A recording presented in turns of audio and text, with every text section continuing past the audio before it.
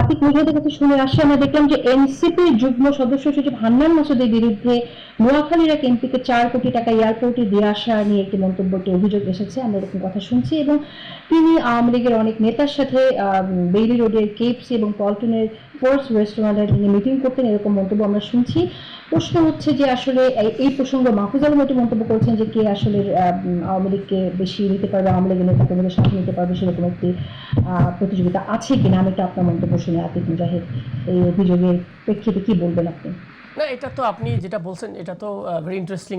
হান্নান মাসুদ পরবর্তীতে সাথে সাথেই কি করেছে, সে হলো যে ওই যে ভাইয়ের কথা বলেছে তাকে কল করে তার রেকর্ড সব ছেড়ে দিয়েছে। যে সে বলছে যে রাশেদ আমাকে তার নিজের স্বার্থে আমাকে বলছে একটু বলো পলিটিক্যাল কারণে। এটা তো ভেরি ক্লিয়ার। আপনার মনে হয় তার রেকর্ডটা শোনেন নাই, পরবর্তীতে সে এক্সপ্লেন সহকারে দিয়েছে। এটা একটা কমপ্লিটলি একটা মানে ক্যারেক্টার অ্যাসাসিনেশন। এবং আমি আসলে চাই না যে আমাদের নব্য বিএনপি নেতা যিনি হায়ারে খেলেন, রেসপেক্টের সাথে বলতেছি যে এইভাবে পলিটিক্স করা উচিত না।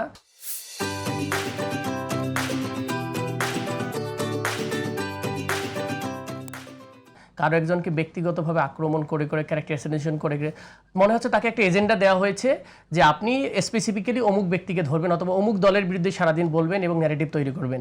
এটা যখন ওই আপনার হান্নান মাসুদ যখন ওই ব্যক্তিকে ডিরেক্ট কল দিয়ে রেকর্ডটা ফাঁস করে দিয়েছে, তখন আর আসলে জাতি জেনে গিয়েছে যে এইভাবে আরও অনেক লোকের ব্যাপারে করা হবে আস্তে আস্তে গ্রাজুয়ালি।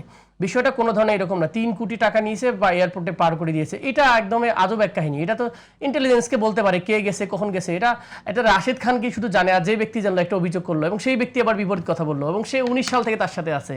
তো এটা একটা আসলে আলটিমেটলি এটা মানে কি বলবো, ওনাকে বললো হান্নান মাসুদ তো বলছে, সে রেকর্ডটা যদি শোনেন, সে বলতেছে যে ভাই আপনি তার প্রতি জুলুম করলেন বলে হান্নান মাসুদ এটা মনে কিছু নিও না, রাজনীতিতে এগুলো হয়।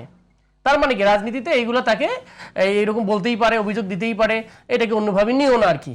ঠিক আছে, তো এই বিষয়টাকে কমপ্লিটলি একটা সেটেল ইস্যু। আমার কাছে মনে হয় এটা ওই হান্নান মাসুদের অভিযোগ, এটা একটা ফলস অভিযোগ তাকে দেওয়া হয়েছে।